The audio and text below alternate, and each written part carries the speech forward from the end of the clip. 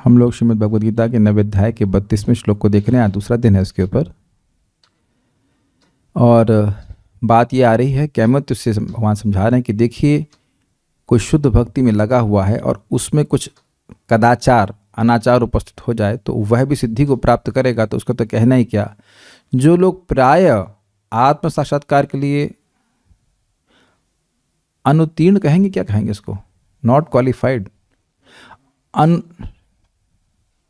अयोग्य कहे जाते हैं, वह भी भगवान की शरण लेते हैं तो वह पराम गति को प्राप्त करते हैं, भगवान के धाम की प्राप्ति करते हैं, भगवान के पार्षदत्व की प्राप्ति करते हैं। इससे पहले कि श्लोक में मैं जाऊं, कल दो माता जी लोगों की बात हम करेंगे। एक माता जी बोली, आप कह रहे हैं कि, मतलब मैं नहीं कह रहा हूं, ये देखा गया है कि भाई जनरली स्त्रियों की आसक्ति बहुत होती है वस्तुओं में, बच्चों में इत्यादि। तुम कह लें कि अभी तक उनकी शादी नहीं हुई है तो बच्चे तो नहीं हैं, तो उन्होंने कहा कि मैं तो मिनिमलिस्ट हूँ, मैं तो बहुत कम मैं चला लेती हूँ। मैंने कहा बहुत अच्छी बात है, लेकिन अब मुझे उनके भक्ति के पूर्व की बात नहीं पता, लेकिन आप देखिए कि सामान्यतः स्त्रियों के कपड़े बहुत होते हैं। मतलब अगर मैं कोई जुर्म नहीं, अपराध तो नहीं कर रहा हूँ, और उसके थोड़ी देर बाद एक माता जी का मैसेज आया कि हमारी लड़की इतने कपड़े लेके रखी हुई है कि हम धुलते धुलते परेशान हो गए हैं। अब वो माता जी डिवोटी हैं और उनकी बच्ची डिवोटी नहीं है, और हमको सच्ची घटना बता रही है, बाली घटना हमको इस पे आया, बोलेंगे पहले बता चुका हूँ। एक भक्त माता जी थी, बहुत पैसे वाली माता जी, तो वो उनके घर में कार्यक्रम हम लोग गए, तो मतलब जूते के जूते बाहर लगे हुए थे। हम लोग बड़ा खुश, हमने कहा ये तो भारत में नहीं होता है कभी कि मतलब वक्ता आने से पहले इतने लोग आ जाएं, मतलब भरा पड़ा है ऐसे पूरा शू स्टॉल, और शू स्टॉल नहीं, जो शू स्टैंड कह लीजिए। बड़ी प्रसन्नता हुई है ना, कितना आग्रह है सुनने का। अंदर गए तो लोग बहुत कम, हम ही सबसे पहले वाले आने वाले लोग होते। हमने कहा जब लोग हैं नहीं तो इतने सारे जूते कहाँ से आए? तो माता जी कहते वो सब मेरे हैं। एक माता जी के 35 जोड़ी कम से कम अंदाज से बोल रहा हूँ। तो अब आप समझ रहे हैं ना कि चलने के लिए तो एक चप्पल चाहिए होती है, घिस जाए तो दूसरी चप्पल ले लो उसमें और क्या है। आप लोग सब देखते होंगे ना किसकी चप्पल कैसी होती है, नहीं होती है, नहीं देखता है, लेकिन ऐसा लोग करते हैं।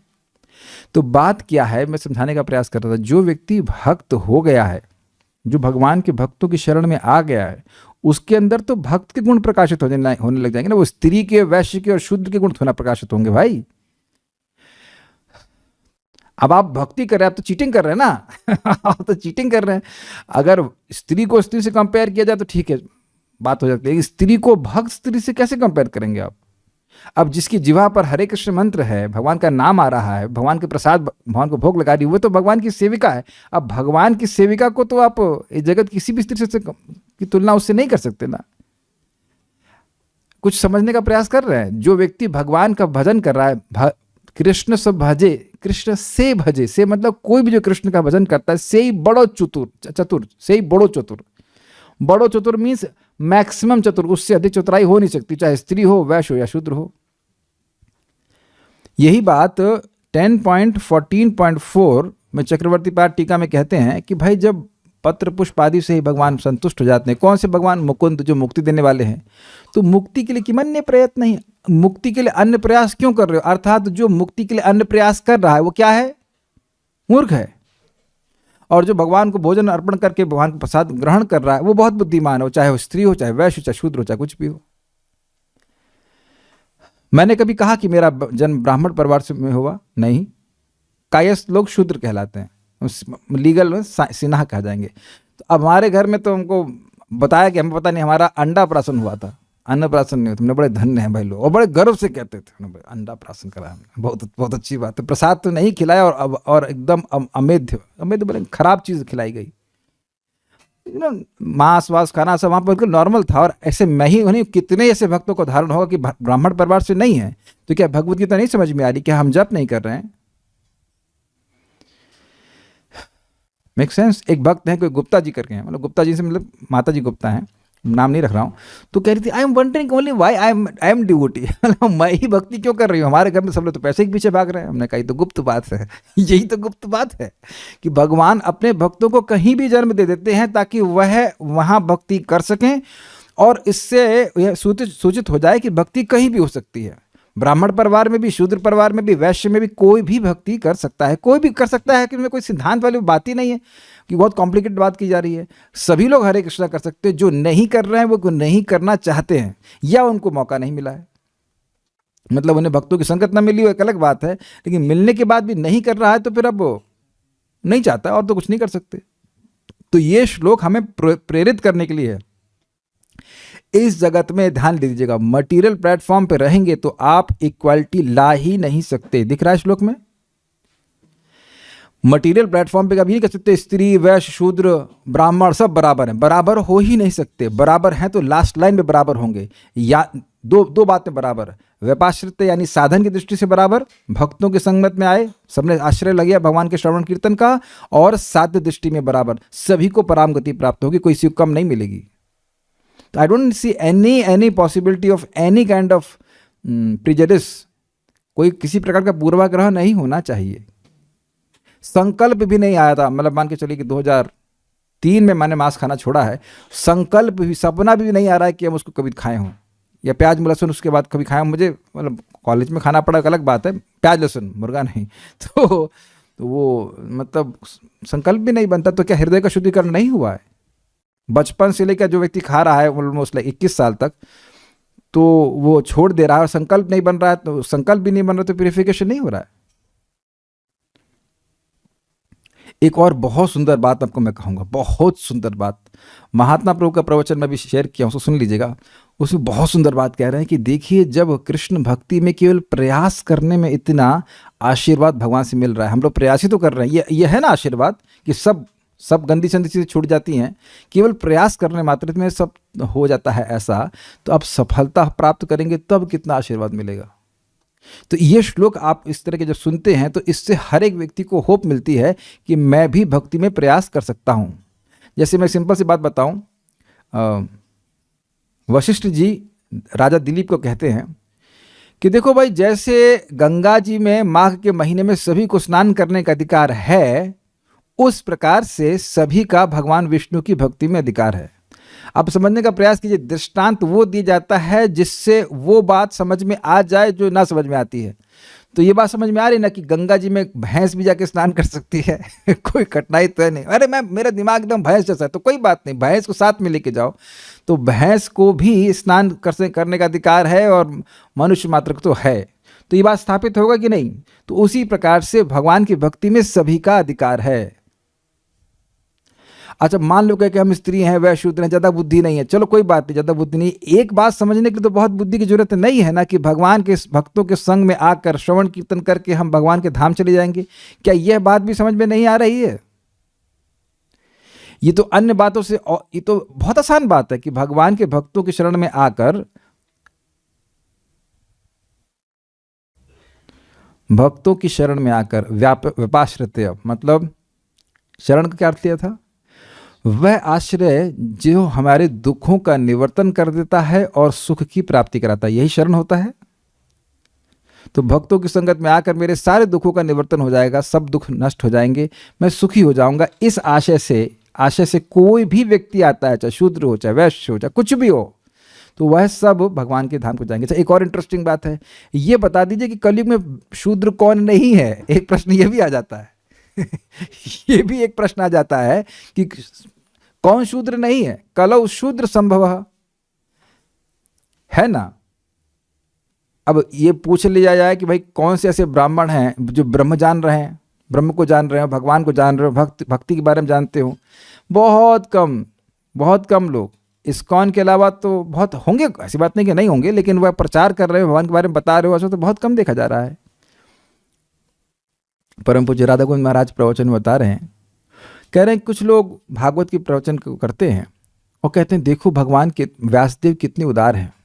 कह रहे हैं सत्यम परम धीमहि, वो ये नहीं कह रहे कि श्री कृष्ण धीमहि, कह रहे तुम जिसको भी परम सत्य मानते हो, जिसको भी इष्ट मानते हो, उसका ध्यान करो। अब जब व्यास आसन पर बैठ कर लोग इस प्रकार की बात कर रहे हैं तो बाकी सब लोग तो अपना, उनका ध्यान चल ही रहा है, तो वह तो वैसे पहले ही अपने इष्ट का ध्यान कर रहे हैं, किसी देवता का ध्यान कर रहे, तो तुम आए क्यों भागवत बताने के लिए? फिर तुम दे क्या रहे हो ज्ञान? मैं एग्जाम्पल दे रहा हूँ कि भाई उस व्यक्ति को कोई ज्ञान नहीं है, वो ब्राह्मण बनने का कार्य कर रहा है। और हमने ये भी देखा आंखों से आंखों से देखा है कि हम सिडोरा गांव में गए थे, जिस घर में रुके वहाँ भोजन नहीं ग्रहण करते, खाली रुके हुए थे। तो जैसे पहुंचे वहाँ देखा कि भागवत चल रही है, भागवत पंडित जी ने बाँची, उसके बाद चा पी सबकी चाय शुरू हो गई। This is amazing. बताइए। और उसके बाद सब कहानी खत्म, पूरा बिस्तर पकड़ के चल दिए सब। This is how it is that. तो कोई पूर्वाग्रह से श्लोक को ना ग्रहण करे। जो भी अयोग्यता है, भगवान की भक्ति में कोई भी अयोग्यता नहीं है, कोई प्रयास की जरूरत नहीं। जब असुर बालक प्रहलाद महाराज महाभागवत बन गए, वह भी अपने गुरु महाराज को सामने देखे बिना, खाली सुन सुनकर, वो भी माँ के गर्भ में, तब बताइए कि फिर अन्यों का तो कहना ही क्या। तो उस पर अब आगे बातें सुनेंगे, पहले एक बार श्लोक को बोलिए। माम ही पार्थ व्यपाश्रित्य ये स्युः पापयोनयः।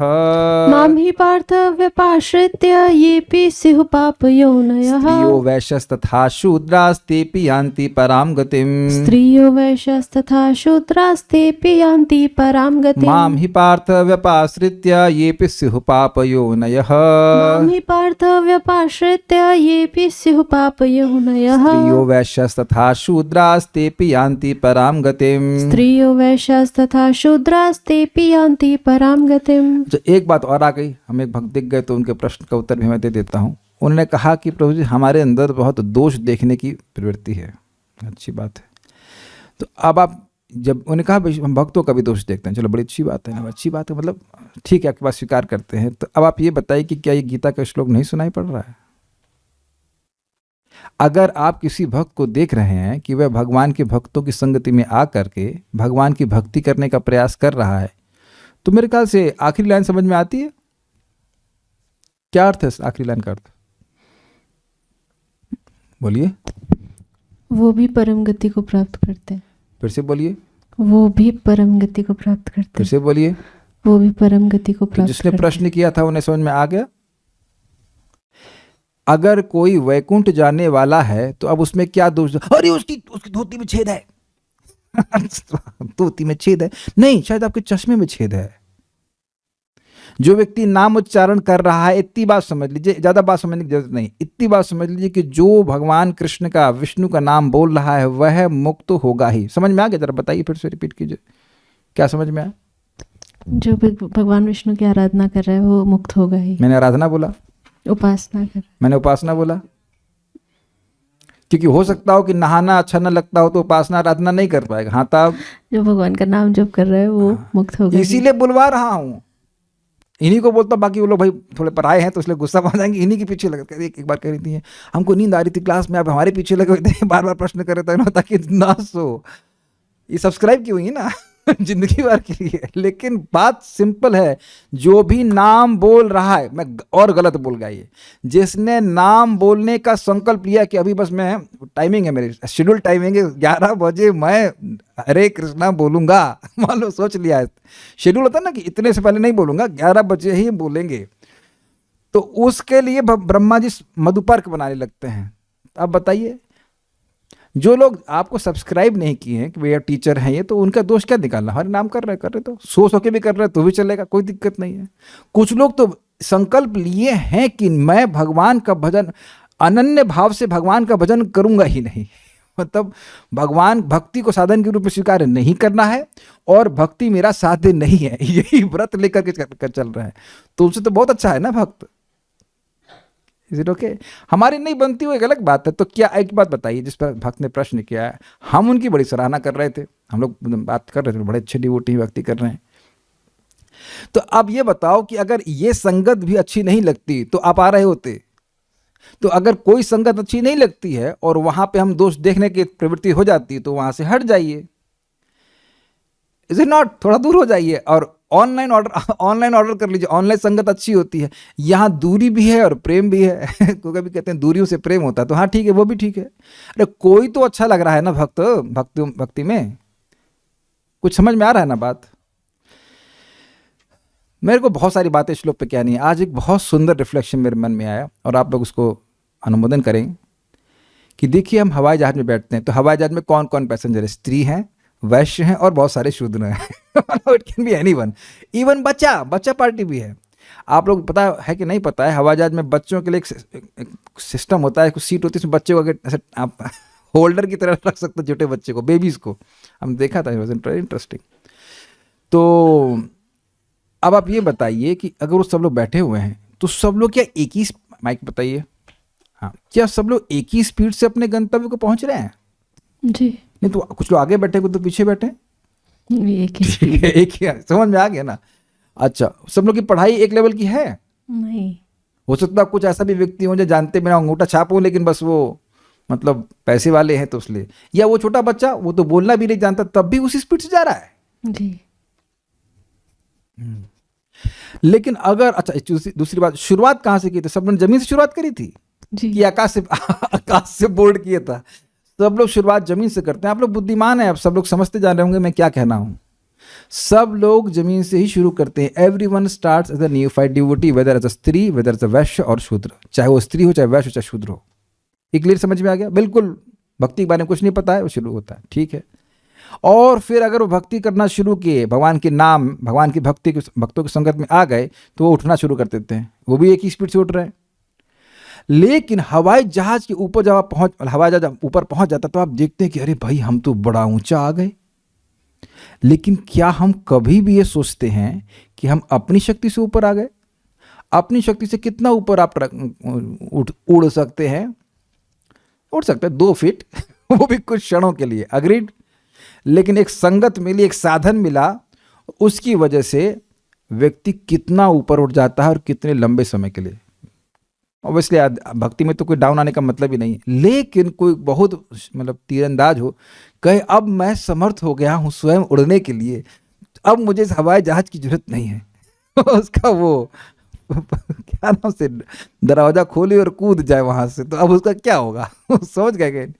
तो साधु संग के द्वारा व्यक्ति भगवान का प्रेम प्राप्त कर लेगा। साधु संग सर्वशास्त्र को है। तो अब ऐसा साधु संग जो हमें भगवान की प्राप्ति करा देगा, ते यान्ति पराम गतिम, तो उसमें जो एकाध दो मान लो किसी के संग कोई दिक्कत भी है तो व्यक्ति संग में बैठा रहेगा कि नहीं बैठा रहेगा? जैसे उसी हवाई जहाज में मेरे को बगल वाला मान लो पसंद नहीं आ रहा है, तो क्या मैं दरवाजा खोल के कूद जाऊंगा? ना ना ना ना, ये प्लेन अच्छा नहीं है, यहाँ मुझे लोग पसंद नहीं आ रहे। तो पसंद ना आए या ना आए, भक्तों की संगत में व्यक्ति भगवान की भक्ति कर रहा है, ये देखना चाहिए। फिर से बोला जाए, माम ही पार्थ व्यपाश्रित्य ये स्युः पापयोनयः। माम ही पार्थ व्यपाश्रित्य ये स्युः पापयोनयः। स्त्रियो वैश्यास्तथा शूद्रास्तेऽपि यान्ति परां गतिम्। स्त्रियो वैश्यास्तथा शूद्रास्तेऽपि यान्ति परां गतिम्। अब इस पे एक और रिफ्लेक्शन देता हूँ। महात्मा प्रभु बता रहे थे, श्रील प्रभुपाद जी के बारे में, तो प्रभुपाद जी के शिष्य बहुत सुंदर भक्त हैं, बहुत अच्छे भक्त हैं, अमेजिंग डिवोटी। निवेदन है कि जो मैंने लेक्चर शेयर किया उसको आप ज़रूर सुनिए। इट्स लाइक मैं दोबारा सुना उसको, अमेजिंग। वो कह रहे थे कि प्रभुपाद जी ने जब ये बोला कि 16 माला जप करो और 4 नियमों का पालन करो तो तुम इसी जन्म में भगवान के पास चले जाओगे, उसमें एक भक्त नहीं बैठा था, अनेक भक्त बैठे थे प्रभुपाद जी के, जो इस बात को सुने हैं। And there was a big uproar, ये सब लोग खुश हो गए थे। तो प्रभुपाद से पूछा गया कि भक्त लोग मुक्त कैसे हो जाते हैं? तो प्रभुपाद ने कहा कि देखिए उन लोगों का नाम लिख लिया गया है, जस्ट वेटिंग की बात है। अगर जैसे आप हवाई जहाज में बैठे हो या एयरपोर्ट बते हैं तो आपका टिकट, वीज़ा है, वीज़ा नहीं सॉरी टिकट, हाँ बोर्डिंग, हाँ exactly word, boarding pass, yes boarding pass है। अब वहाँ बैठे रहते डिसइंटरेस्टेड से, हम देखते हैं, आप एयरपोर्ट में देखे होंगे लोग वहाँ शराब भी पीते हैं, वो तो क्या क्या करते रहते हैं वो लोग, ऑल नॉनसेंस। लेकिन उससे आप अपनी पहचान नहीं करते, उस लॉबी की व्यक्ति आप नहीं हैं। लॉबी समझते हैं, लॉबी का एक डिफरेंट अर्थ होता है group. You are not part of that group, you are just waiting for your plane. तो उसी प्रकार से जो भगवान की भक्ति कर रहा है, ये 16 माला का जप हरे कृष्ण मंत्र का कर रहा है, 4 नियमों का पालन कर रहा है, एटलीस्ट प्रयास कर रहा है, वो बहुत बड़ा वीर है, बहुत बड़ा वीर है। प्रभुपाद के लेक्चर से बोल रहा हूँ, बहुत बड़ा वीर। अब आप सुन लेंगे हिल जाएंगे। Amazing morning today. प्रभुपाद कहते हैं ये जो भक्ति कर रहा है, ये जो भगवान के भक्तों का आश्रय ले रहा है, ये प्रकृति के नियमों के विपरीत जाना है। What does that mean? प्रकृति के नियम तो यही है कि अवैध स्त्री संग करे शराब पिए, मांस खाए और जुआ खेले, ये सब मनु संहिता में लिखा है। प्रवृत्ति एष भूतानाम निवृत्तिस्तु महाफला। ये सब प्रवृत्तियां मनुष्य में होती हैं, लेकिन इसकी निवृत्ति हो जाए तो महाफल की प्राप्ति होती है, और भी कलयुग में। तो कोई वीर व्यक्ति ही होगा जो इस धारा के विपरीत चले, है कि नहीं? प्रभुपाद कहते हैं यहाँ तो लोग चाय भी नहीं छोड़ पाते। कहते हैं, प्रभुपाद कह रहे लेक्चर में कि लोग हमसे दीक्षा लेने के लिए आते हैं प्रभुपाद से, और जब मैं कहता हूँ कि चाय भी नहीं पीनी होगी तो वो शक्ल भी दोबारा नहीं दिखाते। They don't want to show the face also. It's not easy, it's not easy. तो भगवान यहाँ पे अनुमोदन कर रहे हैं कि कोई भी इस प्रकार से मुझ में श्रद्धा रख रहा है तो वह मेरे पास आएगा। अच्छा, एक और आपको आश्चर्य नहीं लगता? आप किसी ऐसे व्यक्ति से मिले हैं व्यक्तिगत जो भगवान से को देखा हो? This is more mind blowing statements. क्या आपने, आप में से कोई व्यक्ति है यहाँ पे जो ऐसे व्यक्ति से मिला हो जो भगवान से बात करके आया हो? हमें पूरा विश्वास है कि प्रभुपाद जी हैं ऐसे, लेकिन हम लोग व्यक्तिगत रूप से प्रभुपाद जी से नहीं मिले, और हमारे गुरु महाराज तो इसे बताएंगे नहीं कि हम भगवान से ये बोले वो बोले। तो आप देखिए कि हम लोग ऐसे व्यक्ति पे विश्वास कर रहे हैं जिनमें से, जिनको हम में से किसी ने नहीं देखा है भगवान, इसमें कोई कठिनाई नहीं है। लेकिन क्या ये भगवान अप्रिशिएट नहीं करेंगे कि इसकी श्रद्धा कितनी अद्भुत है कि मेरी बातों पर विश्वास करके अपने जीवन को मुझको समर्पित कर दिया? कोई भी हो, चाहे स्त्री हो, चाहे वैश्य हो, चाहे शूद्र हो। और कल हम बताना भूल गए थे एक और इंटरेस्टिंग बात, बहुत सारी बातें लेकिन इंटरेस्टिंग बात बता रहा था मैं, आपको बताना भूल गया था इस बात की। देखिए, भक्ति में एक ही चीज़ है और वो है श्रद्धा। श्रद्धा के अनुसार भक्ति डिसाइड होती है, ठीक है? तो माताओं के पास सबसे बढ़िया बात क्या है? वो श्रद्धा बहुत आसानी से रख लेती हैं। बस एक जो फैक्टर है वह है विपाश्रित्य। भक्तों की संगत हो जाए, उनकी बात पे विश्वास हो जाए कि ठाकुर जी भोग स्वीकार करते हैं, ठाकुर जी हमारे भगवान के हमारे नाम को सुनते हैं जब नाम जप करते हैं, तो चाहे कोई भी हो, चाहे वैश्य हो, चाहे शूद्र हो, चाहे स्त्री हो, वह उस श्रद्धा के अनुसार कार्य करने लगेगा तो भगवान की प्राप्ति करेगा। तो आसान चीज़ तो आपके पास पहले से ही है। Is that okay? मैं परम पूज्य वृंदावन चंद महाराज की बात कहूँगा। महाराज बड़ा विनोद में कह रहे थे कि भैया माता जी लोग व्रत करने में बहुत आगे हैं। Now just imagine if they become interested in Naam Vrat, then they become unstoppable.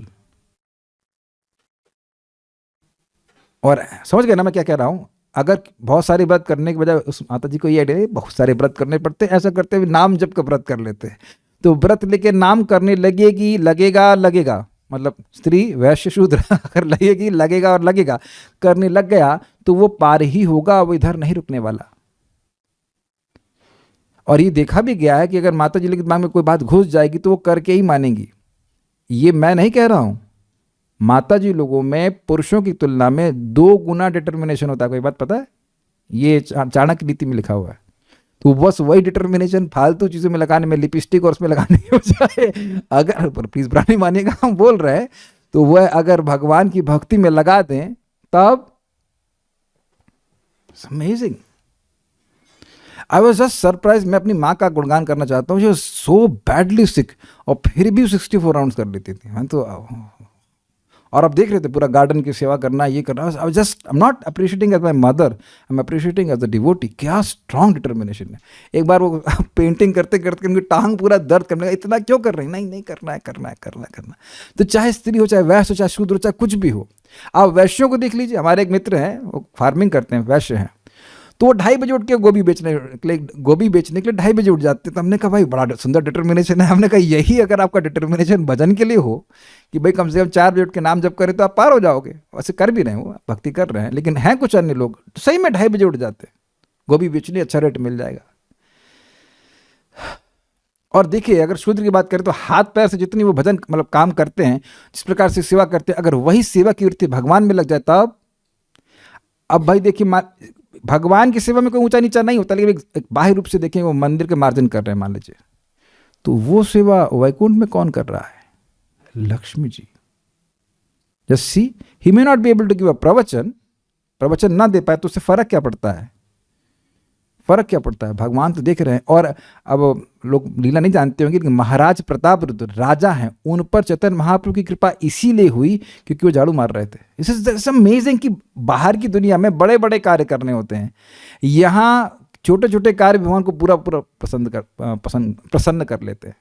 हमको ये बहुत अच्छे श्लोक लग रहे हैं, इसमें कोई भी किसी को पूर्वाग्रह नहीं चाहिए। लेकिन एक और बात बोलूँगा, श्रील प्रभुपाद जी से यमुना माता जी ने पूछा है, उनके बारे में हम 2 बात बोलेंगे।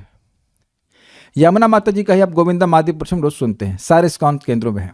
तो कुछ सन्यासी या कुछ सन्यासी थे शायद, या कोई कौन थे, मतलब कुछ पुरुष लोग प्रभुपाद के पास गए और उन्होंने कहा, प्रभुपाद आपने भी गोविंदा मादी पुरुषम गाया हुआ है, तो अच्छा होगा कि हम माता जी के द्वारा गाया हुआ भजन बताने की बजाय सुबह सुबह हम सब रहते हैं सन्यासी वन्यासी रहते हैं, हम लोग बेहतर होगा कि आपका गाया हुआ गाएं। तो प्रभुपाद ने कहा no, that's Vaikuntha music, she has भाव, मतलब माता जी भाव स्तर पे हैं, कमिंग फ्रॉम श्रील प्रभुपाद। और खुद इनके बारे में हमने सुना था जो गुणगान, तो उनका एक बड़ा सिंपल वक्तव्य था दूसरी माता जी को, I don't know why I always have taste for chanting. मुझको नहीं पता कि मुझे हमेशा नाम में रुचि क्यों मिलती है। हमेशा means all the time. So think about it. अब उनकी बात सुन लीजिए। अच्छा वो क्या थी जरा देख लीजिए। वो बेस्ट कुक थी इस्कॉन की, और प्रभुपाद जी से, प्रभुपाद उनको ट्रेनिंग दे रहे थे शुरुआत में, तो प्रभुपाद से बोलती है, प्रभुपाद कहना है स्वामी जी कहना है स्मोक सिगरेट्स कुकिंग कर रही हैं भगवान के लिए, देख लीजिए। और उसके बाद प्रभुपाद कहते हैं जाओ बाहर स्मोक करके आओ, फिर कुल्ला करके आना। ऐसे लोगों को कहाँ उठा दिया, भाव के स्तर पर। ये हैं प्रभुपाद जी, विपाश्रित्य। और उन्हीं का गाया हुआ भजन गोविंद आदि पुरुषों में पूरे इस्कॉन में गाया जा रहा है। और उसको प्रभुपाद कह रहे हैं दिस इज वैकुंठ म्यूजिक। और इसीलिए आप लोग अगर पहली बार गोविंद आदि पुरुषों कभी सुने होंगे, it just brings goose bumps, you know, क्या ये सॉन्ग है, अमेजिंग है, नहीं? अब यही यमुना माता जी प्रभुपाद से पूछी, प्रभुपाद क्या ये सत्य है कि स्त्रियों की बुद्धि कम होती है पुरुषों से? तो प्रभुपाद ने कहा yes, if you think that you are a woman. This is such a deep statement. Prabhupada ने कहा ये सत्य बात है, अगर आप अपने आप को स्त्री मानते हैं। अब स्त्री मानते हो तो जो व्यक्ति अपने को स्त्री पुरुष मान रहा है वो तो पैसे ही बुद्धि बेचारे की कम है। लेकिन पॉइंट ये कि अगर आप अपने आप को कृष्ण का सेवक मानते हैं तो आप भगवान के पार्षद बन गए ना उसी समय। अब तो जीवन मुक्त हो गए ना, इहा यस्य हरिदास से इत्यादि। इतनी बात समझे कि भाई ना तो मैं स्त्री हूं ना पुरुष हूं, हाँ जो भी है वो जैसे शरीर है वैसे कार्य करना होगा, बट हम भगवान के सेवक है। भगवान ने हमको आज की डेट में ये सामर्थ्य दिया है और इस सामर्थ्य को मैं भगवान की सेवा में लगाऊं। And Krishna is happy by that. मैं अब एक लास्ट बात बोल करके आगे टीका में पढ़ाऊंगा। Simply by your Endeavour you get so much blessings. भगवान की सेवा करने के प्रयास से ही भगवान का बहुत बड़ा आशीर्वाद भक्त के ऊपर होता है। और हम लोग सही बताए तो हम लोग खाली प्रयास कर रहे हैं, है कि नहीं? गीता क्लास बोलने का या जप करने का, जो कुछ भी है, भगवान के लिए भोजन बनाने का, हम लोग तो केवल प्रयास ही कर रहे हैं। जो शुद्ध भक्त सेवा करते हैं उसे हम लोग कहाँ कर सकते हैं, लेकिन उसमें भी भगवान का आशीर्वाद है और बहुत बड़ा आशीर्वाद है। So will go forward. Gita Bhushan टीका। महाघोष पूर्वक विवादियों की सभा में जाकर और अपने बाहु को उठाकर निशंक यह घोषणा करो कि मेरे एकांतिक भक्तों के आगंतुक दोषों को मैं सर्वस्व शुद्ध कर देता हूं। मतलब कोई एकांतिक भक्त है उसमें कोई दोष, आगंतुक मतलब गेस्ट, तो कोई दोष एक गेस्ट के रूप में आ गया हो किसी डेट में तो मैं उसको शुद्ध कर देता हूं। बस एक इंटरेस्टिंग बात है, अगर अर्जुन बाहु उठा करके मान लो वो घोषणा कर रहे होंगे तो उनके इधर कंधे पर गांडीव भी रखा होगा। जो विवादी होगा तुमको समझ में नहीं आ रहा ना, तुम्हारा काम जो है बातों से नहीं होगा लातों से होगा, वो गर्दन नहीं काट देंगे। तुम समझ नहीं रहे हो, भगवान की बात के विरोध चलते भगवान तुम्हें दंड क्या देंगे, हम तुमको दंड देंगे। अगर अर्जुन कुछ घोषणा कर रहे हैं तो सब लोग को यस ही बोलना पड़ेगा ना। आप ये तो नहीं कह सकते कि नहीं ऐसे कैसे हो सकता है। लेकिन एक और बात विचार कीजिए, जैसे भक्तों की बात पे सहज विश्वास होता है कि नहीं, श्रील प्रभुपाद ने ऐसे कहा, तो उसी प्रकार से भगवान कह रहे हैं कि हमारे भक्तों की बात पे सब लोग विश्वास करते हैं, आप शुद्ध भक्त हैं इसलिए ऐसा घोषणा करिए कि जो उपस्थित दोष है कुछ भक्त का वह सब नष्ट हो जाएगा। इसमें विचित्र क्या है, यहां तक कि जो अत्यंत पापी हैं और मेरे भक्त नहीं हैं वे भी मेरे भक्तों के संग से पूर्णतया अविद्या से निवृत्त होकर विशेष मुक्ति को प्राप्त होते हैं।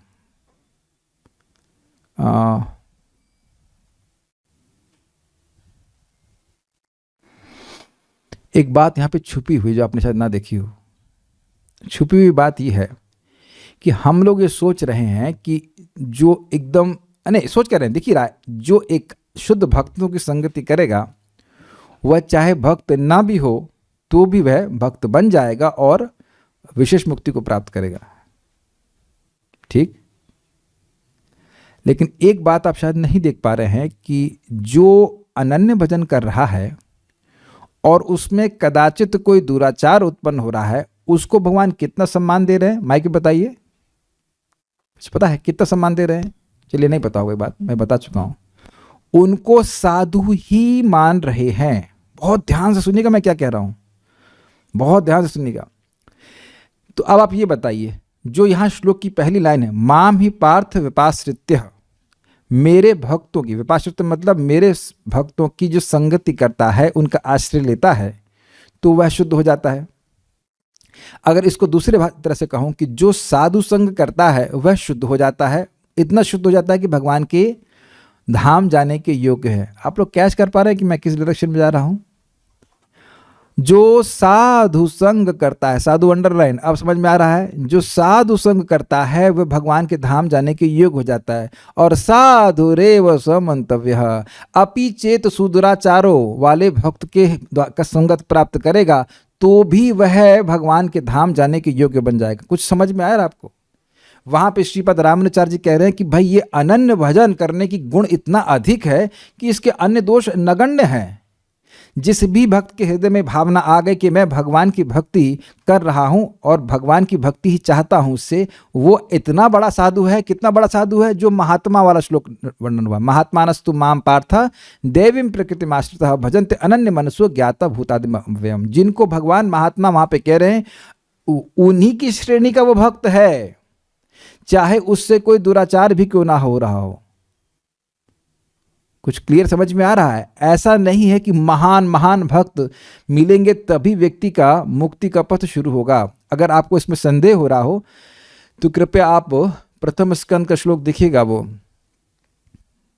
तुल्यामालवे नापि न स्वर्गम न पुनर्भवम भगवत संगी संगस्य मर्त्यानाम किमुताशिषः। स्वर्ग प्राप्ति, मोक्ष प्राप्ति भी भक्तों के संग के एक लव मात्र, मतलब बहुत थोड़े से संग, बहुत थोड़े से समय के संग के बराबर भी उसकी तुलना नहीं की सकती। और जो अन्य जगत के भोग हैं उनका तो कहना है कि वो तो मर्त लोगों के लिए। तो वहाँ पे चक्रवर्ती बात कहते हैं कि भाई महाभागवत महाशुद्ध भक्त उत्तम अधिकारियों का संग मिलना या मध्यम अधिकारियों का संग मिलना, तो कहने की बात क्या है, जो कनिष्ठ है उसकी संगत भी मिल जाएगी तो भी व्यक्ति का बहुत बड़ा लाभ है। क्यों? प्रभुपाद जी चैतन्य चरितामृत में समझाते हैं कि कनिष्ठ को भी यह विश्वास है कि कृष्ण का नाम कृष्ण से अभिन्न है। यह कोई भौतिक शब्द नहीं है। और आप देखिए, विश्वास का मतलब यह नहीं कि आपको अनुभव है, लेकिन शास्त्र की बात पे विश्वास है कि कृष्ण का नाम कृष्ण से अभिन्न है।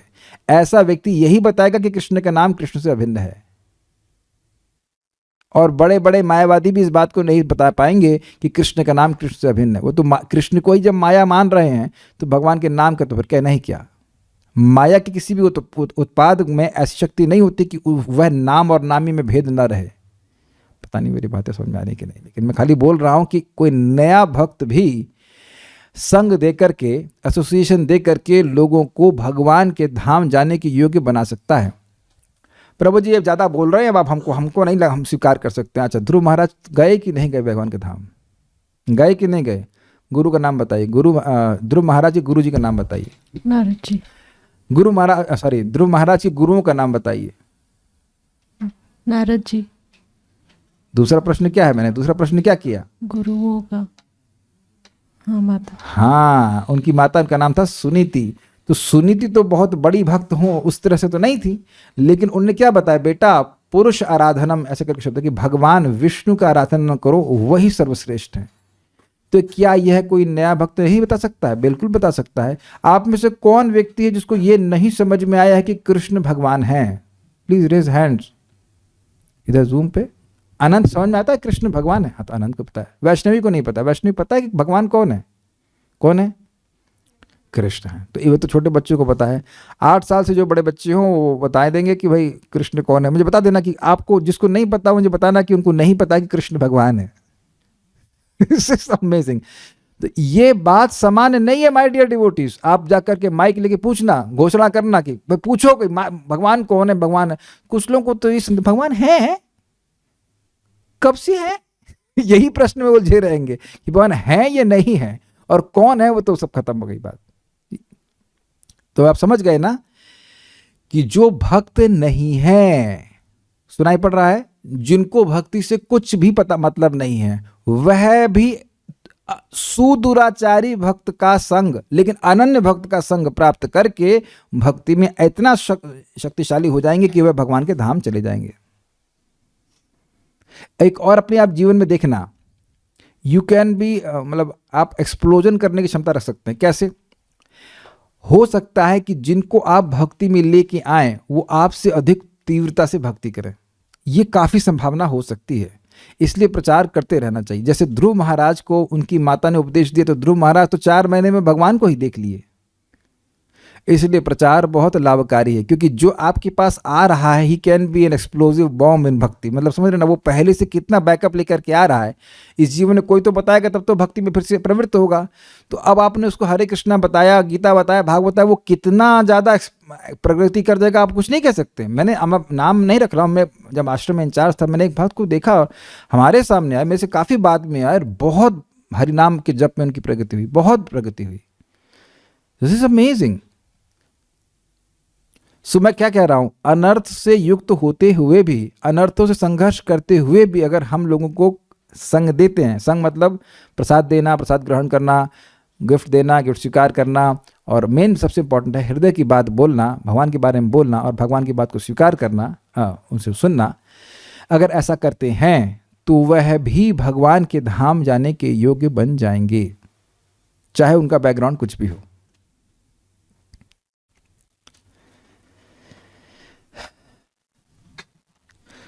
कभी कभी लोग बोलते हैं प्रभु जी आप हमारा बैकग्राउंड जानते नहीं है। What is the point? जानने की जरूरत भी क्या है? जिसको जानने की जरूरत है वो तो जानता ही है, भगवान जानते हैं। हम तो बस भविष्य जानते हैं कि भविष्य बहुत उज्जवल है। तो ऐसे लोग भी पूर्णतः अविद्या से निवृत्त होकर, अब इसका क्या क्या मतलब है भाई, भक्त लोग नहीं समझ पा रहे होंगे। देखिए, अविद्या ही वह शक्ति है जिसके द्वारा हम अपने आप को देह मानते हैं। एक केवल यही कारण नहीं है, एक और बड़ा दिक्कत कर रही है। अविद्या हमको भगवान की भक्ति में टेस्ट नहीं देती है। योगेश नागल प्रभु हैंड रेस करना है, क्या हो गया, धरना क्यों दे रहे हैं? अभी प्रश्न मत करो, प्रश्न करने के लिए जूम चैट। तो हम बात बोल रहे थे कि क्या बात कर रहे थे, अविद्या। तो भगवान की भक्ति अविद्या को पूरी तरह से निवृत्त कर देती है, और उसका प्रभाव अपने जीवन में किस प्रकार से देखेंगे? एक कि आपको भक्ति में टेस्ट मिलने लग जाएगा, और दूसरा, मैंने अभी अविद्या के 2 नुकसान बताए थे, बताइए क्या बताए थे?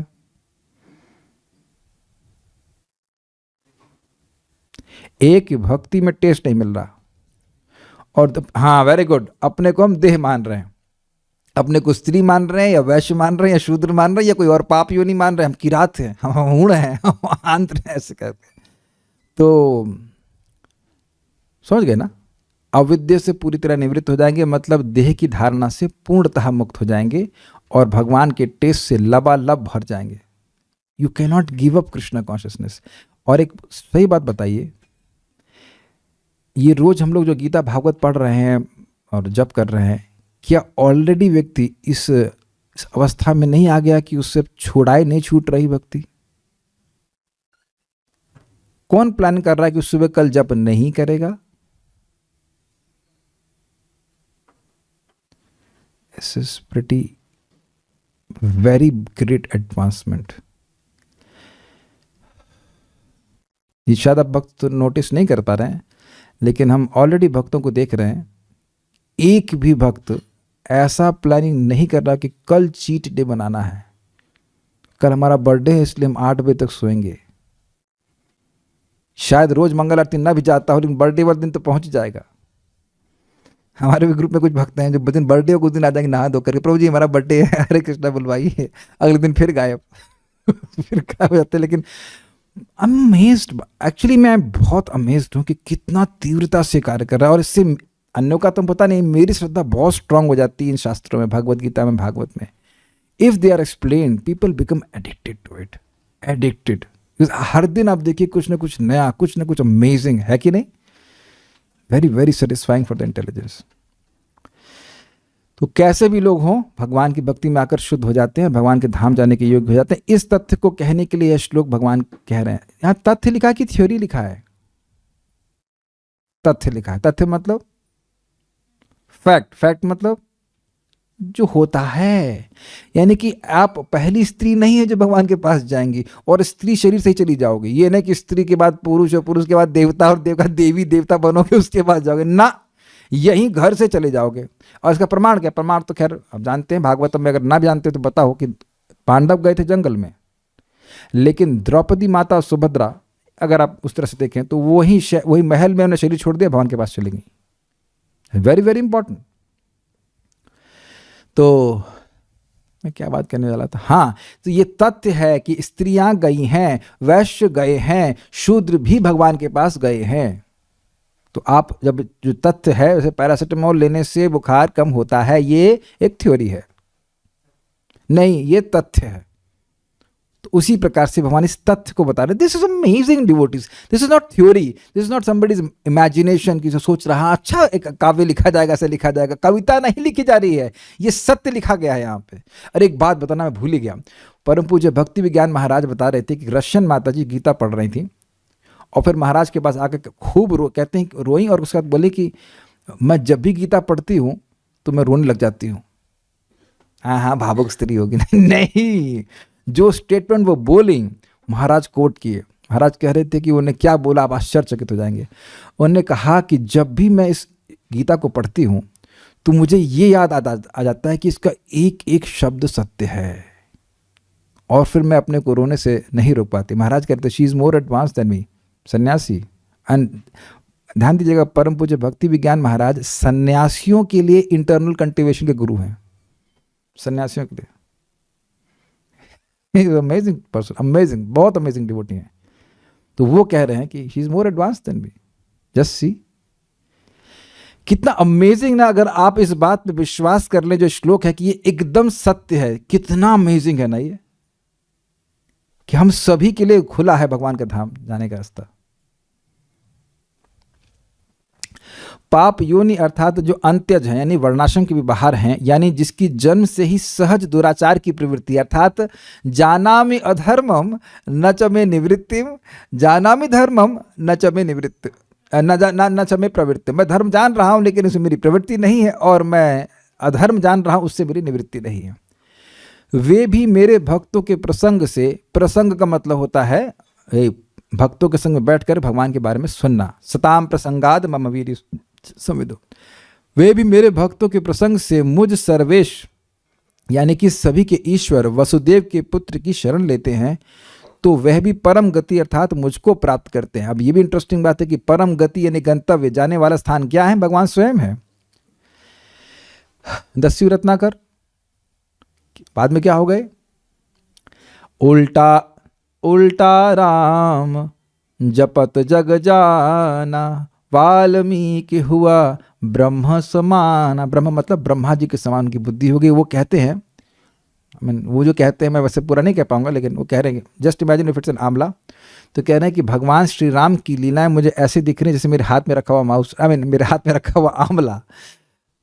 भगवान राम के अवतरित होने से पहले लीलाओं का दर्शन करके वे लिख दिए कि वो भगवान के नाम उच्चारण से। तो राम मरा कौन कहा था बोलने के लिए? नारद जी। उनकी ये स्थिति थी कि वो राम नहीं बोल पा रहे थे, इतने पापी थे वो। तो बोले ठीक है, मरा जानते हो? हाँ मरा जानता हूँ। तो मरा राम राम राम राम राम राम राम राम राम राम राम राम हो गया ना। ऐसे बोलते चले गए और बोले नारद जी जब तक वापस नहीं आओ हिलना मत। वो हिले भी नहीं 60,000 साल तक हिले ही नहीं। राम राम राम राम राम करते हैं, सारा ज्ञान प्रकट हो गया। एक उदाहरण है, से तो बहुत सारे धर्म आ जाएंगे। एक और उदाहरण आपको मैं भगवान श्री राम से बताना चाहता हूँ, शबरी का। शबरी को भी गुरु जी बोले थे कि भगवान श्री राम आएंगे और तुम्हारे हाथ से भोजन ग्रहण करेंगे। तो एवरी डे वह आश्रम को सजाती कि मानो आज ही भगवान श्री राम आएंगे। इसे कहते हैं उत्साह। और ऐसे करते करते अनेकों वर्ष बीत गए, अनेकों दिन बीत गए, और एक दिन देखिए, और हाँ उनके साथ सब मर गए लोग, लेकिन वो जिंदा रहीं कि कहीं नहीं, गुरुजी ने बोला है कि दर्शन देंगे, भगवान आएंगे। तो वह सेवा करती नहीं, अंत में भगवान आए और उनके हाथ से स्वयं खाए। तो अब वो स्त्री रह गई, वो तो भगवान की साक्षात सेविका हो गई ना जी। अब देखिए नेक्स्ट लाइन क्या लिखी है, यह गति योगियों को भी दुर्लभ है। जो, अब देखिए बात क्या समझने वाली बात है, ये वह योगी हैं जिनका भगवान से संबंध नहीं है। आपको अगर याद हो, हम लोग तीसरे स्कंद में सुन रहे थे कि शिशुपाल को वह गति प्राप्त हुई जिसकी योगिनः संस्पृहयन्ति, सम्यक रूप से स्पृहा करते हैं, केवल इच्छा करते हैं, लेकिन ऐसा नहीं कि वो सिद्धि प्राप्त हो जाती है। तो यहाँ पर भी लिखा हुआ है कि भगवान का संबंध प्राप्त हो जाए, भगवान की सेवा का संबंध भक्तों के द्वारा, तो फिर वह गति प्राप्त, परागति, भगवान के चरण कमलों की प्राप्ति होती है, जो योगियों को भी प्राप्त नहीं होती। ही शब्द निश्चितता के लिए है, क्योंकि आश्चर्य कर आए, योगियों को प्राप्त न होने वाली गति हमें मिल जाएगी। तो भगवान मान लो कह रहे हैं, do you think I have come to cheat you, do you think I have come to cheat you, इसलिए कह रहे हैं ही निश्चित ही प्राप्त हो जाएगी। श्रील सुखदेव गोस्वामी कहते हैं, हमारा फेवरेट श्लोक मेरे पीछे गाइएगा, किरात हूणांध्र पुलिंद पुलकशा आभीर शुंभा यवनः खसादयः। किरात हूणांध्र पुलिंद पुलकशा आभीर शुंभा यवनः खसादयः। येन्ये च पापा यदपाश्रयाश्रयाः शुध्यन्ति तस्मै प्रभविष्णवे नमः। येन्ये च पापा यदपाश्रयाश्रयाः शुध्यन्ति तस्मै प्रभविष्णवे नमः। किरात हूंड आंध्र पुलिंद पुलकश आभीर शुंभ यवन खस आदि जातियों के सदस्य तथा अन्य लोग जो पाप कर्म में लिप्त रहते हुए परम शक्तिशाली भगवान के भक्तों की शरण ग्रहण करके शुद्ध हो सकते हैं, मैं उन भगवान को सादर नमस्कार करता हूँ। श्रीमद् भागवतम 2.4.18। ये किसके वचन है? शुकदेव गोस्वामी जी के।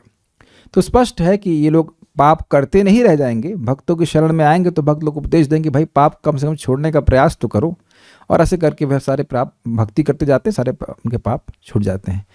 स्त्री शुद्ध और वैश्य कहने के द्वारा भगवान यह इंगित कर रहे हैं कि जो लोग अशुद्ध रहते हैं, झूठ बोलते हैं या फिर अन्य दुर्गुणों से युक्त रहते हैं, जैसे स्पेशली शूद्र आदि, मतलब शराब पीना तो नॉर्मल है, हम खाने पीने वाले लोग हैं, खाने पीने मतलब तो ना जल पीते हैं, चरणामृत पीते हैं, पीने मतलब शराब पीते हैं, ये सब शूद्रों में चलता ही है।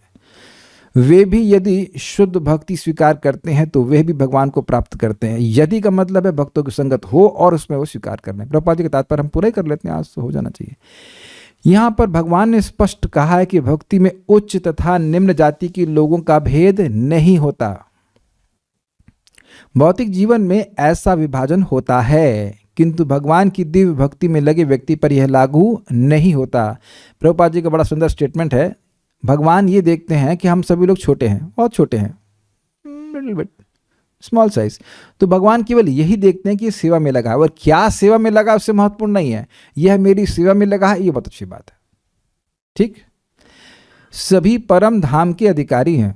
श्रीमद् भागवत में 2:18 में कथन है कि अधम योनि चंडाल भी शुद्ध भक्त के संसर्ग से शुद्ध हो जाते हैं। लेकिन संसर्ग का मतलब ये नहीं कि बस हवा छू गई और बस बह गई और हम लोग पवित्र हो जाएंगे। सम्यक सर्ग, सम्यक स्पर्श का मतलब हुआ कथा सुनना, उनके मुख से भगवान के यश को सुनना, तब हम भगवान के प्रति आकर्षित हो जाएंगे। मैं आप लोगों का फिर ध्यान आकृष्ट करना चाहता हूं, this is not normal hearing. बहुत सारी चीजें ग्रहण करते हैं, दवा भी खाते हैं, तो दवा खाना और सामान्य खाना एक ही बात है? क्या दवा भी वैसे ही कार्य करती है जैसे सामान्य खाना कार्य करता है? खाद्य वस्तु तो वह भी है, इज इट नॉट? दवा का विशेष प्रभाव होता है। Very good. तो हम बहुत सारे शब्द सुनते हैं और जो भगवान से अलग शब्द हैं वो हमको भगवान से अलग कर देते हैं, जिसमें भगवान का यश नहीं होता, लेकिन जो भगवान के यश से संसिक्त का मतलब डूबे हुए शब्द हैं, जिसमें भगवान का यश बोला जा रहा है, वक्ता भगवान के यश को गाना चाहता है, इस सारे उद्देश्य से कहा गया शब्द जो है वह दिव्य है और वह हमें भगवान में आसक्त कर देता है, और ये है संसर्ग। आप समझ रहे हैं ना मेरी बात? पाप योनि को पाप योनि क्यों कह रहे हैं? वो पाप करने में आसक्त है।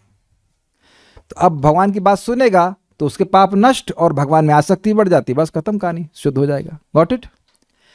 अतः भक्ति तथा शुद्ध भक्त द्वारा पथ प्रदर्शन इतने प्रबल हैं कि वहां ऊंच नीच का भेद नहीं रह जाता और कोई भी इसे ग्रहण कर सकता है।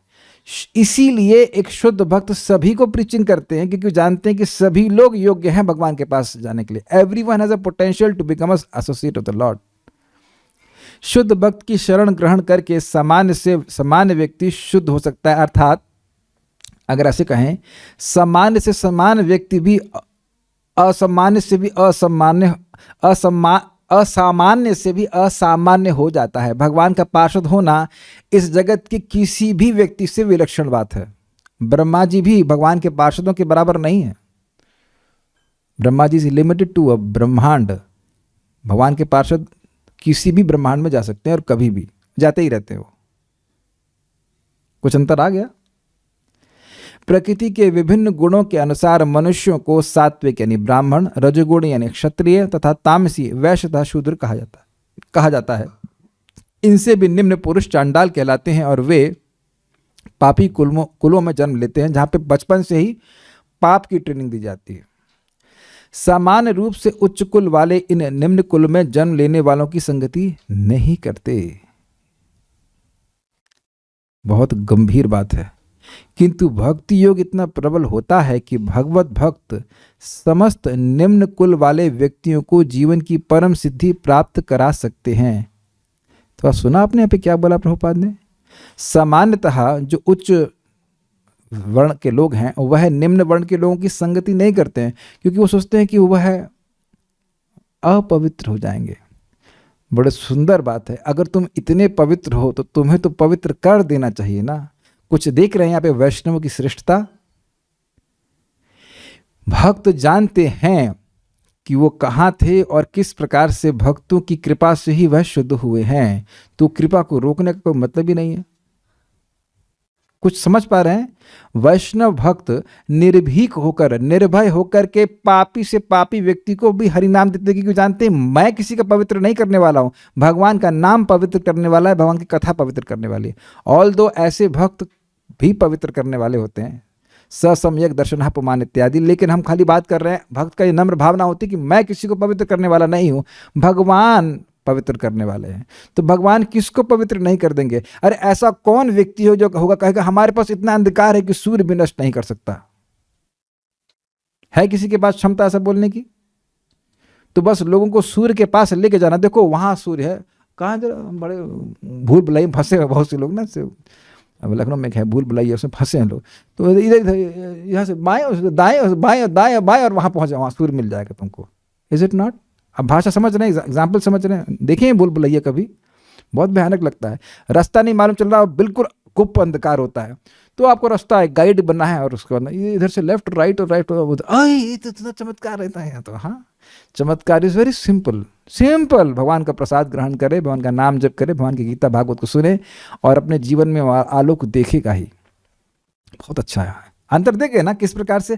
बल्कि भक्त लोग तो जुटे रहते हैं, भैया देखो जितने पापी लोग सुधर जाएंगे उतना भगवान का यश और फैलेगा। क्योंकि देखिए वैद्य वही क्या कहेंगे उसको, फेमस को क्या बोलेंगे, प्रसिद्ध होता है जो खराब से खराब आदमी को ठीक कर दे। अब मैं हरिद्वार की बात के बारे में, अरे भैया वो लास्ट स्टेज के कैंसर को ठीक जिंदा कर दी, 5 साल तक रख दिया। अच्छा, तो फिर व्यक्ति जो है उत्साहित होता जाने के लिए, अरे हमारा इतना केस तो नहीं है। तो उसी तरह की प्रीचिंग भगवान कर रहे हैं कि नहीं कर रहे हैं? और अद्भुत बात जानते क्या है, भगवान यहां पे अपने भक्तों को गुणगान कर रहे हैं। व्यपाश्रिता मतलब मेरे भक्तों की संगत से सब पवित्र हो जाते हैं, जबकि पवित्र भगवान की शक्ति से हो रहा है। भक्त लोग भगवान को ही धारण करते हैं ना, अपने से तो हम लोग कैसे किसी को भी कैसे पवित्र कर सकते हैं ना? Not possible. भक्त कभी नहीं सोचता कि वे अपने को भी उद्धार कर सकता है, दूसरे की तो बात छोड़ दीजिए, लेकिन उसको पूरा विश्वास होता है कि भगवान ठाकुर जी तो पूरे विश्व का उद्धार, अरे अनेक अनेक ब्रह्मांडों का उद्धार भी कर सकते हैं। Got it? ये बात है। यह तभी संभव है जब कोई कृष्ण की शरण में जाए, जैसा कि व्यपाश्रित शब्द से सूचित है। मनुष्य को पूर्णतया कृष्ण की शरण ग्रहण करनी चाहिए। पूर्णता मतलब शरीर से, मन से, वाणी से। अब बस आप गैप ना दे माया को, एक के बाद एक भगवान की कोई सेवा होनी चाहिए। और एक दिन करके देखना, अगर छुट्टी वाले दिन मान लो मौका मिलता है कि बस पूरा दिन भगवान की भक्ति में लगे, छुट्टी वाले दिन ही ना सोचो आहा हो 12 बजे के बाद मस्ती का टाइम है, ना बस पूरा दिन आप भक्ति में लगे रहिए और शाम को देखिए कितने उत्साहित हो जाएंगे आप। This is how internal potency works, directly experienced. तब वह बड़े से बड़े ज्ञानी तथा योगी से भी महान बन सकता है। यानी कि ज्ञानी होने की जरूरत नहीं, ज़्यादा योग करने की जरूरत नहीं है, अभी तो भगवान की भक्ति करने की जरूरत है। नोट हम पूरा पढ़ के ही रुक जाएंगे। इस संबंध में श्री विश्वनाथ चक्रवर्ती ठाकुर जी और भी कहते हैं, व्यवहारिक जगत में सामान्य अनभिज्ञ लोग दीक्षित व्यक्तियों को भी दीक्षा के पूर्व के वंश, जाति इत्यादि से ही परिचय देते हैं। ये गुप्ता जी हैं, ये हैं, वो हैं, ऐसा करके कुछ बोलते हैं, जबकि उसकी दीक्षा हो चुकी है। वस्तुतः पारमार्थिक विचार से दीक्षित व्यक्तियों में दीक्षा से पूर्व की जाति इत्यादि का दोष नहीं होता है। मतलब जिसने प्रॉपर दीक्षा के समय वह आत्मसमर्पण कर देता है कि मैं गुप्ता त्रिपाठी और वटेवर जो भी और सर ने उसके अनुसार कार्य नहीं करूंगा, मैं कृष्ण का सेवक हूँ, कृष्ण की सेवा करूंगा, तो बस खत्म हो गई सारी बात। जो भी सो कॉल्ड उपाधि थी वो सब खत्म। सदगुरु के निकट दीक्षित व्यक्तियों में जाति आदि समान विचार करने से ऐसे विचार करने वाले ही पतित होते हैं। जो कहे अरे तो ऐसे ही होते हैं, बस उसका दिक्कत हो जाएगी। उस दीक्षित व्यक्ति की कोई हानि नहीं होती। वैष्णव की निंदा करने वाला प्रायश्चित का पात्र होता है। देवहूति ने भी कहा है, यन्नामधेय श्रवणान कीर्तनाद यद प्रहवणाद स्मरणादपि क्वचित श्वादोपि सद्यः सवनाय कल्पते कुतः पुनस्ते भगवन्नु दर्शनात्। भागवत 3:33-6 इजी है, 3-3-3 और उसको घुमा देना 6। अर्थात आपके नाम के श्रवण कीर्तन, आपके नमस्कार और आपके स्मरण आदि के द्वारा चंडाल भी सद्य अर्थात जन्मांतर की अपेक्षा नहीं कर सोम यज्ञ के योग्य हो जाता। कहने का मतलब है कि इसी जन्म में वह योग्य हो जाता है कि वह सोम यज्ञ करने लग जाए। तो प्रश्न होगा कि वो करता क्यों नहीं है? तो क्या करने की जरूरत क्या है? जो भगवान की भक्ति कर रहा है तो सोम यज्ञ और वो यज्ञ ये यज्ञ करने की क्या जरूरत है? लेकिन योग्य हो जाता है। उसका जो सोम यज्ञ करने का अनाधिकार था वह नष्ट हो जाता है, जो बैन था वो समाप्त हो जाता है, लेकिन उसे करने की जरूरत नहीं, तो भगवान की भक्ति कर रहा है। हे भगवान, आपके दर्शन का क्या अतुलनीय प्रभाव है, यह कहा नहीं जा सकता। मतलब जो केवल भगवान का नाम सुन करके पवित्र हो जाएगा। तो फिर आप प्रश्न करेंगे नाम और नामी में भेद है? नाम और नामी में भेद नहीं है, लेकिन कहने का अर्थ यह है कि जो भगवान को बस नाम, किसी का आप नाम ही सुने हो, मिले ना हो, उस अर्थ में सुनिए आप। केवल जिसका नाम सुनने से व्यक्ति पवित्र हो जा रहा है तो उससे मिलेगा, तो कहना ही क्या। तो इस कहने का अर्थ यह कि भगवान जगत में आते हैं तो अपना दर्शन देते हैं, उससे भी लोगों को पवित्र करते हैं। यद्यपि नाम और नामी में भेद नहीं है, लेकिन दूसरे एंगल से अगर आप देखें, अपने रेफरेंस फ्रेम में देखें, तो किसी व्यक्ति का नाम सुन लिया तो आप पवित्र हो जाएंगे, तो वो व्यक्ति कितना पवित्र होगा, उस अर्थ में समझने का प्रयास करें। इसकी टीका में श्रील भक्ति सिद्धांत सरस्वती प्रभुपाद कहते हैं, जो समान चंडाल अपने प्रारब्ध कर्मानुसार अंत्यज कुल में जन्म ग्रहण कर जीवन काल पर्यंत जाति के अनुरूप घृणित कर्मों में ही लिप्त हैं, वैसे लोगों के लिए इस श्लोक की अवतारणा नहीं हुई है। अवतारणा मतलब यह श्लोक इसलिए अवतरित नहीं हुआ है, सुन रहे हैं, अवतरित आध्यात्मिक जगत से इसलिए अवतरित नहीं हुआ है कि उन लोगों की गुणगान करे जो पैदा हुए गलत वंश में और गलत काम ही करते रहे, ना, उनके लिए नहीं बोलना है। इसके विपरीत स्वपच कुल में, कुत्ता खाने वाले कुल में जन्म ग्रहण करने पर भी कुलगत दुराचारों में रुचि विशिष्ट न होकर सदगुरु के द्वारा दीक्षित होकर भगवत सेवा में तत्पर रहने वाले वैष्णवों के लिए इस श्लोक की अवतारणा हुई है। मतलब भले ही भगवत इच्छा से वह अंत्यज परिवार में भी क्यों जन्म ना लिया हो, लेकिन उसकी रुचि भगवान की भक्ति में है और गुरु के आश्रय में रह करके भगवान की भक्ति करता है, तो उसके लिए बोल रहे हैं कि वह व्यक्ति सर्वश्रेष्ठ है। ऐसे सत लक्षण विशिष्ट अर्थात सत मतलब भक्त, भक्ति के लक्षण से युक्त लोगों के विषय में यह निश्चित है कि उन्होंने पूर्व जन्म में संपूर्ण निष्ठा के साथ ब्राह्मण कुल के आचरण का पालन किया है। इन लोगों ने पूर्व जन्म में तपस्या, यज्ञ, तीर्थ स्थान, वेद पाठ आदि समाप्त कर लिया है तथा मूढ़ जन को विमोहित एवं विज्ञ जन में आदर्श स्थापन के लिए असुर कुल में जन्म ग्रहण करने का अभिनय किया। समझ में आए बात? कोई कहेगा भाई अगर ये पिछले जन्म में ब्राह्मण थे तो इस जन्म में वो अंत्यज क्यों हो गए, कुत्ता खाने वाले क्या क्यों पैदा हो गए? तो केवल जो मूर्ख लोग हैं उनको विमोहित करने के लिए। जैसे 3.33.7 आप जानते हैं, अहो बता सो पचतो गरियान इत्यादि की, जिसकी जीभ के अग्रभाग पर हरे कृष्णा कृष्ण कृष्ण हरे हरे, हरे राम राम राम हरे हरे आ रहा है, तो उसने सारे वेद पढ़ लिए, उसने सारे यज्ञ कर लिए, उसने सारी तपस्या कर ली, सारी पवित्र नदियों में स्नान कर लिया और जो भी कुछ आवश्यक है आर्य के लिए सब कर लिया। तो अब मूढ़ जन कैसे विमोहित होंगे? मान लो कोई व्यक्ति हाई कोर्ट जज है, उससे पूछो ये LLB किए हैं? तो अब अगर कोई कहे कि जज के लिए ये पूछे कि भाई ये LLB किए हैं कि नहीं, तो उसे आप क्या कहेंगे? बेवकूफ़ कहेंगे कि नहीं? कहेंगे तुमको बेवकूफ़, तुमको पता नहीं कि ये अब जज बिना एलएलएम बहुत कुछ करना होता होगा, हमको भी नहीं पता क्या करना होता है, but I am just saying कि काफ़ी कुछ करना, कम से कम एलएलबी तो किया ही रहा होगा। बिना एलएलएम और हाई फाई कुछ चीज़ें किए बिना कैसे जज बन जाएगा? तुम्हारा दिमाग खराब है, यही बोलेंगे ना आप। या कोई मान लीजिए एम्स में सर्जन है तो क्या एमबीबीएस किए हैं? अरे कहें 10th में बायोलॉजी पढ़े हैं आप? क्योंकि तुम्हारा दिमाग खराब है, हम सर्जरी कर रहे हैं यहाँ पे एम्स में और तुम बोल रहे हो कि मतलब हम 10th में बायोलॉजी पढ़े कि नहीं? अमीबा पढ़े? अमीबा जानते हैं आप? माइटोकॉन्ड्रिया जानते हो? Some words I know from biology. तो अब ये दिखाएगा कि वो व्यक्ति बेवकूफ़ है एकदम। उसी प्रकार से जो अब निष्ठा से, या निष्ठा तो क्या ऐसे ही जीप से नाम बोल दे रहा है, हरे कृष्णा कृष्ण कृष्ण हरे हरे, हरे राम राम राम हरे हरे। तो अब वो बोल रहा है, लेकिन दो कंडीशन है। एक कि वह नाम का व्यापार नहीं कर रहा है, he is not selling the name, वो नाम उच्चारण इसलिए नहीं कर रहा है कि उसको अपना पेट भरना है। और दूसरा, नाम में और नामी में भेद नहीं कर रहा है। मतलब ये नहीं कि कोई भी नाम बोलो जो तुम्हारी इच्छा हो, शिव जी का बोलो, दुर्गा जी का बोलो, सब इसमें कोई चलता है, कृष्ण का बोलो, किसी का भी बोलो, ऐसे कोई दिक्कत नहीं है। इस तरह की बात करने वाला पाषंडी है।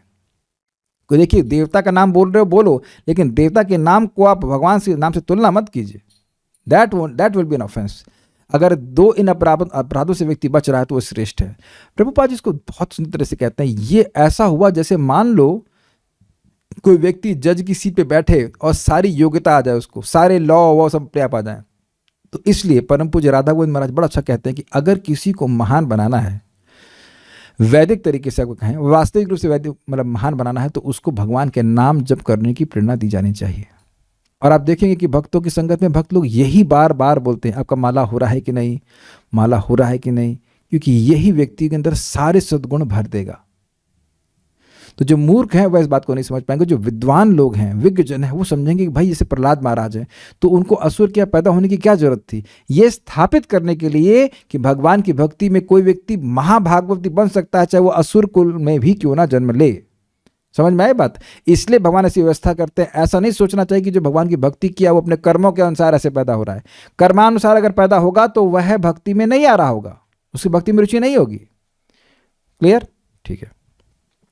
इतिहास समुच्चय में भी भगवान ने कहा है, न मे भक्तः चतुर्वेदी मद भक्तः स्वपचः प्रियः तस्मै देयं ततो ग्राह्यं सच पूज्यो यथा हि अयम्। भाई ये तो अद्भुत श्लोक है। न मे अभक्त चतुर्वेदी, आ दिखाई पड़ रहा है, ऐसा नहीं वो आ है। मेरा अभक्त हो, मेरा अभक्त मतलब जो मेरे से मेरा भक्त ना हो और चारों वेद पढ़ लिया हो, तो वह मुझे प्रिय नहीं है। मद भक्तः स्वपच प्रिय, अगर कुत्ता खाने वाले क्या भी पैदा हुआ है लेकिन मेरा भक्त है तो मुझे प्रिय है। अच्छा, तो रहे प्रिय आपको, अपना प्रियता दिखाते रहे, कहते ना ना ना ना तुमको तुम्हारे लिए क्या क्या है, तो देखो तो कहते हैं तस्मै देयम ततो ग्राह्यम, उसी को दो, उसी कुछ दान देना चाहते हो, कुछ प्रीति करना चाहते हो, सम्मान देना चाहते हो, सो दो, ततो ग्राह्यम। और वह कुछ दे रहा है तो स्वीकार करो। अर्थात जो अभक्त है, चाहे चारों वेद को पढ़ के आया हो, लेकिन वह भगवान को प्रिय नहीं, तो उसके द्वारा दी गई वस्तु हमें कैसे प्रिय हो सकती है? समझ में आ रहा है बात? उसके बाद तो हद भगवान ने कर दी, सच पूज्यो, वह पूज्य, कितना पूज्य है, यथा ही अयम। This is amazing. देखना, शास्त्र सुनना, उसके बाद उसको डाइजेस्ट करना बहुत मुश्किल होता है ना। जैसे भगवान पूज्य हैं वैसे वह पूज्य है, लेकिन भगवान का भक्त होना चाहिए। तो अब आप ये बताइए, वही बात प्रश्न थी मैं एड्रेस कर रहा हूं। जो भक्त कह रहे हैं कि हम भक्तों में दोष देखते रहते हैं, अब ये देखिए कोई व्यक्ति भक्त बनने का प्रयास कर रहा है तो वो कितना सराहनीय होना चाहिए। Is it not? भाई दोष हो सकते हैं, लेकिन कम से कम वो पवित्र होने का प्रयास तो कर रहा है, at least taking to the process of chanting Hare Krishna. यही प्रपात कहते थे, anyone who chants 16 rounds don't find fault with him, because the holy name will not let any fault remain with him. जो बात 16 माला जब कर रहा है, ईमानदारी से कर रहा है, तो वह उसमें कोई भगवान दोष रहने नहीं देंगे, बस कुछ समय की बात है। वैसे मैं एक बात बोलना चाहता हूँ, भगवान का नाम तो व्यक्ति भी है। तो कोई हो ना, आप लोग घर में खाना बना रहे हैं, बच्चे या पति बोले अरे जल्दी बनाओ जल्दी बनाओ, तो खुद ही क्यों नहीं बना लेते तुम आकर के? कभी कोई पत्नी झल्ला जाए तो कह रहे अरे भाई कुछ समय लगता है कि नहीं लगता है? तो भगवान भी झल्ला जाए, झल्लाते नहीं। तो आप इतना दोष देख रहे हैं, वो देख नहीं रहा जब कर रहा है, वो दिखाई नहीं पड़ता आपको? इतने दोष दिख रहे हैं आपको, आंखें तो तेज है ना आपकी, दिखाई नहीं पड़ रहा है कि जब कर रहा है वो? तो ठीक हो जाएगा। आप काम करने दीजिए हमको अपना, हम काम कर रहे हैं अपना कर दीजिए। आप शुद्ध कर सकते हैं? नहीं कर सकते ना। आप दोष, बड़ी इंटरेस्टिंग बात है, आप दोष देख रहे हो, चलो दोष शुद्ध कर सकते हो? नहीं, वो तो हम नहीं कर सकते। तो तुम दोष शुद्ध कर नहीं सकते तो देख क्या रहे हो? पर देखने से होगा क्या? हम ये देखो कि व्यक्ति नाम जप कर रहा है। अगर आप सहायता करना ही चाहते तो उसको इंस्पायर करें कि अच्छे से जाप करे। बाकी ना तो हम किसी को शुद्ध कर सकते हैं ना वो शुद्ध हो सकता है। करने वाले, करने धरने वाले सब भगवान है। Is it okay? और क्या इसी प्रकार से भगवान नहीं बोल रहे, चाहे कुछ भी हो मेरी शरण में आओ, भक्तों की शरण में आओ, नाम जप करो, पवित्र हो जाएगा। अमेजिंग ना। चतुर्वेद पाठी अर्थात चारों वेदों को जानने वाला ब्राह्मण होने पर भी भक्त होगा ही, ऐसा नहीं है। मेरा भक्त चंडाल कुल में उत्पन्न होने पर भी मेरा प्रिय है, और भक्त ही यथार्थ दान पात्र एवं ग्रहण पात्र है।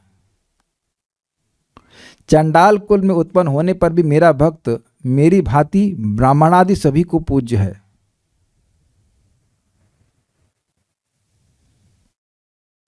ब्राह्मण मतलब विष्णु उपासक, और चांडाल कुल में उत्पन्न भक्त भी ब्राह्मण के द्वारा भी पूज्य। और इसके प्रबल उदाहरण है श्रीपाद रामानुजाचार्य, जो ब्राह्मण कुल में है, महान आचार्य हैं, और वह कांचीपूर्ण एक भक्त थे जो शूद्र परिवार में थे। उनको अपने घर में न्योता देते हैं कि आप आइए हमारे घर में प्रसाद पाइए। और उनकी जूठन खाना चाहते थे, लेकिन उस समय श्रीपाद रामानुजाचार्य जी घर पे थे नहीं। उनकी पत्नी उनको भोजन कराई, मतलब कांचीपूर्ण को, और उसके बाद वो चले गए। तो अपना झूठन, जो उनको जूठन थी कुछ थी, सब डस्टबिन में फेंक दी और उसका पूरा धुल करके फिर से भोजन बनाई। श्रीपाद रामानुजाचार्य जी बहुत क्रोधित हुए, क्या तुमने आज कितना बड़ा मेरा नुकसान कर दिया। तो महान भक्त लोग भगवान की इस भक्ति की महिमा को समझते हैं, इसलिए आश्चर्य नहीं करते। इस प्रकार भगवान के नाम का आश्रय करने वाले व्यक्ति का चंडाल के घर में जो जन्म है उसे केवल भक्ति पोषक दैन्य सिद्धि के लिए जानना चाहिए। मतलब भक्ति के लिए सबसे आवश्यक क्या बात है? दैन्य, दीनता। तो इसीलिए भगवान जन्म दे दिए कि वो सोचता है अरे हम तो चंडाल परिवार में हैं, हम तो कुछ योग्य नहीं है इत्यादि। तो अब यह समझिए ना कि ये भगवान तो आपकी आपको बहुत बड़ा यहाँ पे अस्त्र दे रहे हैं। अरे हम तो स्त्री हैं, हम कैसे भजन करें, हम तो भैया वैश्य हैं, हम तो सब बिजनेस में पड़े रहते हैं, क्या भजन करेंगे भगवान का? करो भजन, लेकिन ये सोचो कि हम क्या कर रहे हैं, हम तो कुछ कर नहीं रहे। अरे हम तो शूद्र परिवार में जन्म लिए, हम क्या कर सकते हैं, हमारी तो कोई योग्यता नहीं है। तो ऐसे व्यक्ति पे तो और कृपा होती है। दीने अधिक दया करे गौर भगवान। और इसीलिए आप श्रीमद् भागवत में सुनते हैं, कथम पश्येमहि स्त्रियः, क्या श्लोक है वो? परमहंसानां मुनीनां अमलात्मनां भक्ति योग विधानार्थम कथम पश्येमहि स्त्रियः। नहीं हो, वो कह रहे हैं कि आप तो भक्तियों का विधान परमहंसों के लिए करते हैं, करने के लिए अवतरित होते हैं। हम तो स्त्री हैं, हम कैसे समझें? सारी महिमा बता रही भगवान की, समझ में आ रही है उनको, माता कुंती को, लेकिन बोलते हैं हम तो स्त्री हैं, हम कैसे समझेंगे, हम कैसे समझेंगे। तथा परमहंसानां मुनीनां अमलात्मनां भक्ति योग विधानार्थम कथम पश्येमहि स्त्रियः। मैं तो स्त्री हूं। अरे भाई ये और आकर्षक लग रहा है। आप वो कह रही हैं आप तो भक्ति योग का विधान करने आते, किन लोगों के लिए? परमहंसों के लिए, अमल आत्माओं के लिए। अरे हमारा हृदय तो राग से भरा पड़ा है। इस प्रकार के दोषों को स्वीकार करने से भगवान की कृपा होती है। जैसे वैद्य के पास जाते हैं, वैद्य साहब हमारे चंगे हैं चंगे हो तो फिर हमारे पास काहे को आए भाई? When you accept कि भाई हमसे ये दोष हमारा नहीं जा रहा है, यही तो नम्रता के सूचक है, ये ऑनेस्टी है। तो यही कह रहे हैं कि भगवान केवल ऐसे जन्म दे देते हैं कि व्यक्ति को दैन्य हो। आपको पता नहीं कि पता, हमने भक्तों सुना है कि ब्रह्मा जी ने जब भगवान कृष्ण के प्रति अपराध कर दिया तो भगवान से प्रार्थना की है कि भगवान अगला जन्म हमको दीजिए तो ब्रह्मा का मत दीजिए, ऐसी जन्म दीजिए कि हमें कोई सम्मान ही न दे। तो इसलिए बन गए हरिदास ठाकुर। जो बड़ा हरिदास ठाकुर जी हैं वो ब्रह्मा जी के अवतार कहे जाते हैं। इट्स अमेजिंग कि अगर कोई सम्मान ना दे तो भक्ति करना आसान हो जाता है। Amazing like that. Shri Narad मुनि की कृपा से व्याध का उद्धार, मृगारी, श्री गौर नित्यानंद की कृपा से जगाई मधाई का उद्धार एवं ठाकुर हरिदास की कृपा से वैश्य का उद्धार, इन सब के विषय में भी जाना जाता है और उसकी व्याख्या मैंने श्लोक में कर दी।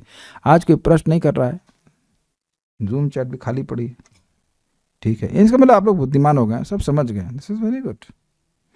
सो will stop here. Hopefully it was all encouraging and everything was understood in a balanced way.